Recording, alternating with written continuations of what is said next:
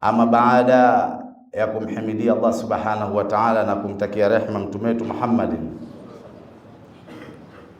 la kwanza na wahusia pamoja na kuihusia nafsi yangu kumcha Mwenyezi Mungu. Leo katika mapito ya hutuba yetu ya leo tutazungumzia kuhusiana na mwanadamu kutotamani neema alizopewa mwingine. Kutotamani neema alizopewa mwenzako, binadamu mwenzako, kwamba neema zake zimtoke ziwe za kwako. Ndio mada yetu ya leo. Baada a'udhu billahi minash shaitani rajim. Bismillahir rahmanir rahim. Wala tatamannaw ma faddala Allahu bihi ba'dakum ala ba'd. Lirrijali nasibun mimma iktasabu walinnisa'i nasibun mimma iktasabna was'alullaha min fadlihi inna Allaha kana bikulli shay'in alima. Mwenyezi Mungu Azza wa Jalla anasema wala tatamannau, na wala msitamani ma faddala Allahu bihi ba'dakum ala ba'd, kile ambacho amefadhiliwa, wamepewa fadhila na Mwenyezi Mungu baadhi yenu kwa baadhi. Msitamani. Usitamani nafasi ya kazi ya mwenzako, usitamani neema ya watoto wa mwenzako, kwamba fulani ana watoto 20 na mimi niwe nao, au ukawafanyia hasadi. Usitamani. Usitamani mtu aondolewe kwenye nafasi aliyokuwepo ili ukae wewe. Usitamani. Sasa lirijali, wanamume katika wanaume, nasibu wanalo fungu mimma mtasabu, katika vile wavichumavyo. Bimantiki ya kwamba katika yale mahangaiko yetu wanaume tunapambana, tunalo fungu letu ambalo tunatakiwa tuwe nalo. Mathalan, nafasi katika kazi zetu, nafasi katika jamii, ukubwa na zile neema ambazo Mwenyezi Mungu katufadhilisha.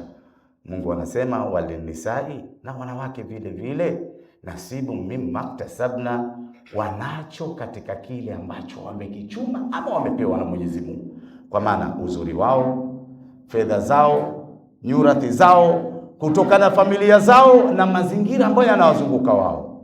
Sasa ukiona hivyo, Mungu anasema muombe yeye kwa fadhila zake. Was'alullah min fadli. Kwa nini? Inna Allaha bikulli shay'in alima, kwamba hakika Mwenyezi Mungu yeye ni mjuzi wa kila kitu. Kwa katika maisha, kumbe tunakatazwa sisi katika Uislamu na utaratibu wa Uislamu kwamba tusiwe ni wenye kutaka kutamani kuwatoa wenzetu sehemu walipo, kutaka kutamani neema ya mwenzako amejaaliwa, mwenzako ana mali, ukatamani avurugikiwe, mali ziondoke. Uislamu unatukataza. Na unatukataza sio kipolepole, unatukataza kwa level ya juu sana.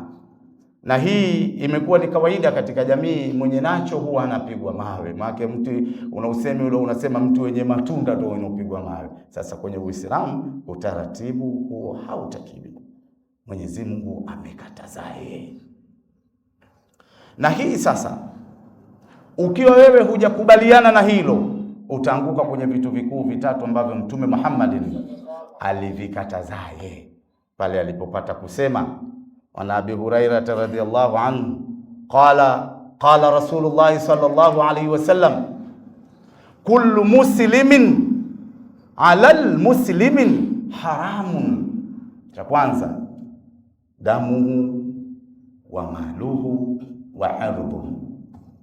Abi Hurairah anasimulia kwamba Mtume amesema kila Muislamu juu ya Muislamu mwenzake ni haramu vitu vikuu vitatu. Don't ever dare, usisogee kwenye hivyo vitu vikuu vitatu. Cha kwanza, damu yake, manake kizazi chake yeye na kizazi chake. Muhusika we baba we mama na kizazi chake, usimwage damu, manake usiue katika wale. Cha kwanza ni haramu. Cha pili, maluhu, mali yake. Sasa Ni haramu. Usikwapue, usichukue, usidhulumu, usilete ujanja katika maisha ambayo tunaishi. Cha tatu ambacho tumekatazwa kabisa kwenye Uislamu, ni haramu kwa Muislamu kumfanyia Muislamu mwenzake kuchukua cheo chake, kumtilia fitna kwamba bwana fulani ni fulani, atoke kwenye nafasi fulani, niweke mimi mtu wangu ili maisha yangu mimi na nafasi yangu mimi na mitikasi yangu mimi isikwame. Haitakiwi katika Uislamu. Kwa hiyo tunatakiwa sisi tujue kwamba tusitamani katika zile fadhila ambazo wameruzukiwa wengine, baadhi yetu kwa baadhi, lakini tutakiwa tumuombe Mwenyezi Mungu kwa fadhila zake, kwa sababu yeye ni mwingi wa fadhila na mwingi wa kujua kila lilokuwepo. Kwa sababu hicho kinatupelekea vitu vikuu vitatu Mtume alivyotukataza. Lazima utagusa tu, ukishaanza choyo, utagusa familia, utamroga, utamfanyia khiana, utamfanyia hasadi. Vitu vikuu vitatu utaenda kugusa. Kama hutomgusa yeye na familia yake, utagusa mali yake ama utagusa cheo chake. Hivi tumekatazwa kwa mujibu wa utaratibu kwenye dini yetu ya Uislamu. Kwa hiyo nawahusia, pamoja na kuihusia nafsi yangu kumcha Mwenyezi Mungu na kulijua hilo, na tutambue kwamba sisi katika mzunguko wa maisha yetu tunatakiwa tuendane na ile mushabaha ambao Mtume alitueleza. Maisha ya Uislamu ni mazuri sana, na mtiririko wake kama tutaufuatisha nukta kwa nukta, hatutokuwa na tabu na wala maisha yetu hayataenda kombo kwa namna yoyote. Sasa na haya yakitokea, sasa Mwenyezi Mungu umeshindwa kabisa, anayo solution nyingine. Anasema yahsuduna an-nasa ala ma atahumullahu min fadli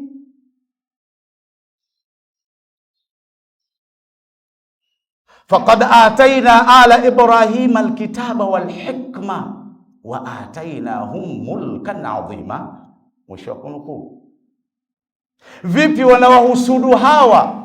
Vipi mwanadamu anamhusudu mwanadamu mwenzake kwa kile ambacho Mwenyezi Mungu amemfadhilisha yule mtu, amempa kwamba hii ni hidayah yake, kipaji chake, uwezo wake, elimu yake, pesa zake, familia zake. Vipi wewe unaona choyo, unaona nafsi na kusuta, unataka mwenzako kimuondoke?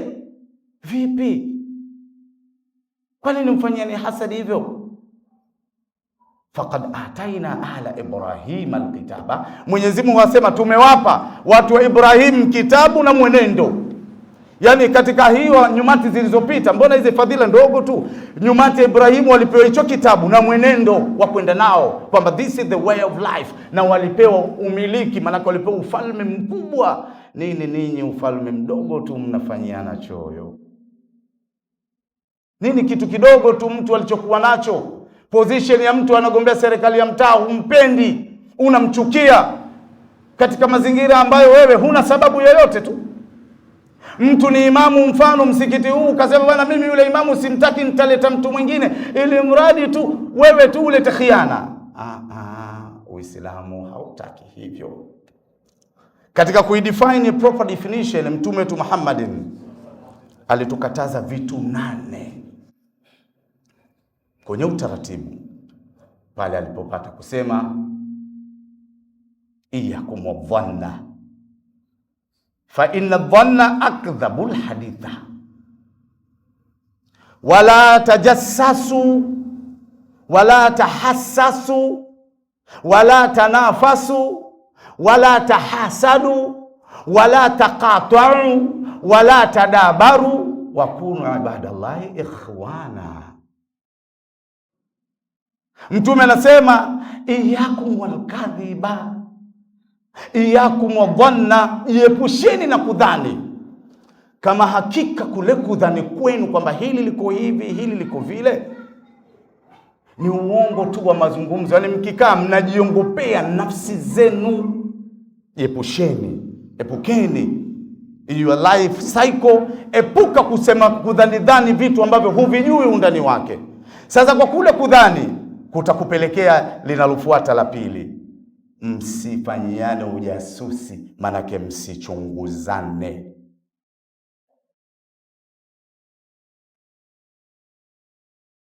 Cha pili, wala tajassasu. Sasa usizame ku deep down, yani ile kumfuatilia mtu, sasa kumchimba chimba, Mtume anakataza. La tatu. La nne, wala tanafasu, na wala msishindane. Msishindane katika vile ambavyo unajua kabisa hichi nikimfanyia hivi mwenzangu nitakwenda kuchukua nafasi yake ama cheo chake, nitakwenda kumdhulumu huyu. Iwaze familia yako itaishije na kwake itaishije. Wala tahasadu, hapo ndo patamu sasa. Wala msifanyiane hasad, msihusudiane, msirogane, msifanyiane khiana katika maisha yenu. Wala tabaghadhu, na wala msibughudhiane. Mnakaa mtu hana raha bwana, unapelekea una ndugu nyumbani ambaye unaishi naye kwa wema, kila siku ukitoka wewe ni tabu tu bwana, wewe huna kazi, tafuta kazi bwana, wewe unalalala tu. Sibughudhiane. Wala tadabaru, na wala msipeane migongo, kwa sababu kupishana katika maisha ipo, lakini imefika kipindi kwamba huyu akimkera huyu akimkera huyu, basi nakuwa mmoja anamkataa mwenzake kabisa. Wala mimi anaachana naye yule fi dunia wala akhira, asinijue nisimjue.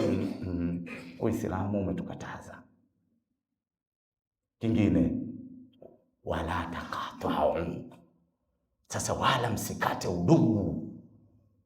Ukamwambia ndugu yako kwa sababu tu ya mwekezaji kaja kwenu, ndugu yako kapata pasenti nzuri, yule mtu kampenda yeye, ukataka bwana kama ndivyo bwana udugu na ufe. Sifanye. Kwa hiyo jambo la kwanza, msidhaniane vibaya, msifanyiane ushushushu, msichunguzane, msishindane, msibughudhiane, msihusudiane, na wala msikate udugu katika maisha yenu ya dunia haya, maisha ya kupita. Wakunu ibadallahi ikhwana, na kuweni nyote ni waja wa Mwenyezi Mungu, ni ndugu. Hapa udugu unaingia kwenye pande mbili, udugu wa kuzaliwa ama udugu almuslim akhul muslim. Ina maana hilo ndio jambo kubwa katika maisha yetu ambayo tutatakiwa tulijue.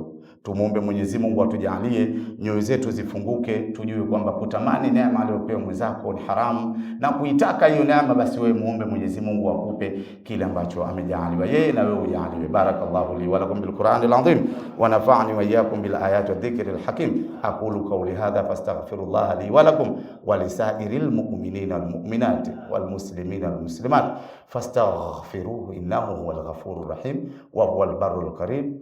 Ud'u rabbakum wa antum muqinuna bil ijaba.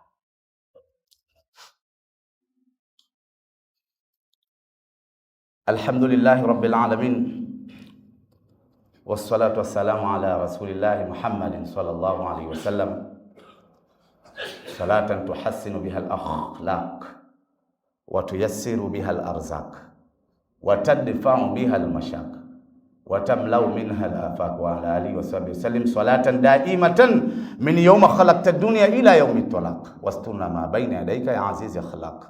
Uswikum wa nafsi maratan thaniya bitaqwallahi wa ta'ati. Ama baada ya kumhimidia Mwenyezi Mungu Azza wa Jalla na kumtakia rehema mtume wetu Muhammadin, na wahusia tena kwa mara ya pili na kuihusia nafsi yangu kumcha Mwenyezi Mungu. Hakuna jambo bora wanadamu ambalo wanapitia wakaambizana na kukumbushana zaidi ya taqwallahi wa ta'ati. Likazidi hilo. Tukiendelea kwenye hutuba yetu ya pili yenye muktadha wa kutokutamani neema aliyopewa mwenzako,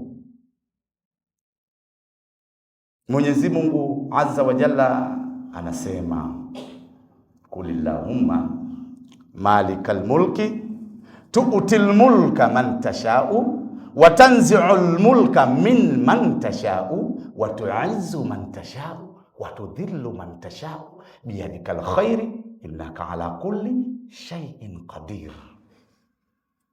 Anaambiwa mtume, sema hakika ya Mola wangu mimi ndio mmiliki wa wamiliki, na tu'til mulka man tasha'u, na anampa nafasi na anampa mmiliki na anampa cheo na anampa nafasi mtu yule amtakaye yeye. Yeye ndio mfalme wa falme. humpa ufalme anayemtaka yeye. Watu'izzu man tasha wa tudhillu man tasha. Na yeye ndio anamdhalilisha na mtaka. Kwamba bwana wewe sasa hivi umekuwa juu, shuka chini. Tumeona watu walikuwa ni matajiri katika jamii, zilivyoingia nyakati za uongozi ikafikia mpaka watu wakapelekwa jela, kuonyesha kwamba unaweza ukatoka kwenye umiliki mpaka ukawa dhalili. Huo ni mfano hai katika ule utawala wa Mwenyezi Mungu pale anaposema hivyo. Sasa biadikal khair, ni kwake yeye kheri, innaka ala kulli shay'in qadir, kwamba hakika yeye Mwenyezi Mungu ni mweza wa kila kitu. Kwa hiyo hii inatufundisha kwamba kumbe haya maisha tunaopitia, hizi ngazi tulizokuwa nazo, hizi nafasi tulizokuwa nazo, haitoki randomly, haitoki tu kwa bahati mbaya.